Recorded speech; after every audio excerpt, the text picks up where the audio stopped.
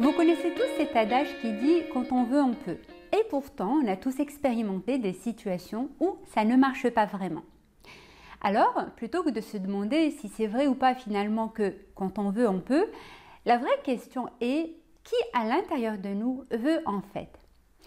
Vous savez, on imagine à tort que notre psyché est un monobloc et qu'il y a un seul pilote ou un seul décideur à l'intérieur.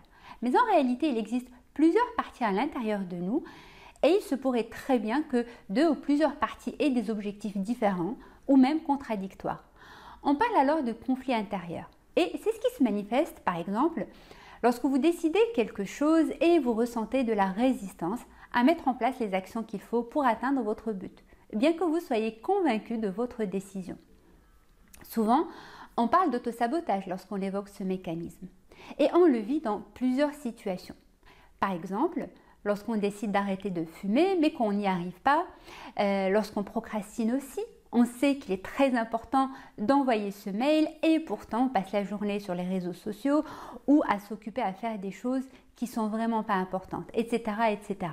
Et en fait, l'idée ici, lorsque vous vous retrouvez dans ce type de situation, au lieu de vous auto-flageller, chose qu'on a tous appris à très bien faire, donc au lieu de vous critiquer, de vous mettre en colère contre vous-même, ce qui est rarement une bonne stratégie parce que ça ne fait qu'alimenter la charge émotionnelle autour de ce sujet, je vous propose de vous poser deux questions très intéressantes. La première question, qu'est-ce que je perds si je réalise mon objectif? Qu'est-ce que je perds si j'arrête de fumer, par exemple? Parce qu'il faut savoir qu'un comportement, même s'il est dysfonctionnel, il présente souvent un avantage. Et l'idée, c'est de mettre la lumière sur cet avantage parce que ce serait peut-être dommage de ne pas le garder. Ce serait un peu comme jeter le bébé avec l'eau du bain. Et puis aussi parce que la partie de vous qui tient à cet avantage ne vous lâchera pas. Donc, vous avez besoin d'en tenir compte. OK?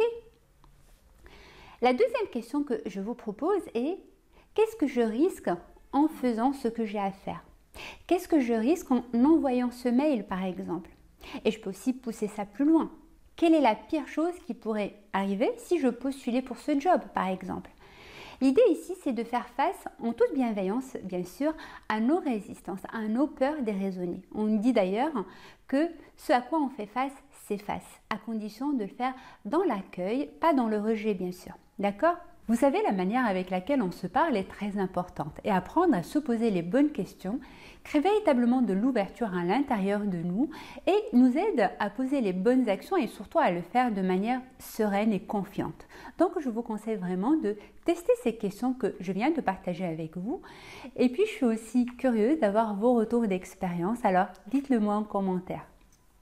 Je vous dis donc à très bientôt pour une nouvelle vidéo. Et pour les personnes qui souhaitent avoir un accompagnement personnalisé, je vous ai mis le lien sous cette vidéo ou en bio. Je vous embrasse et je vous dis à très vite. Ciao!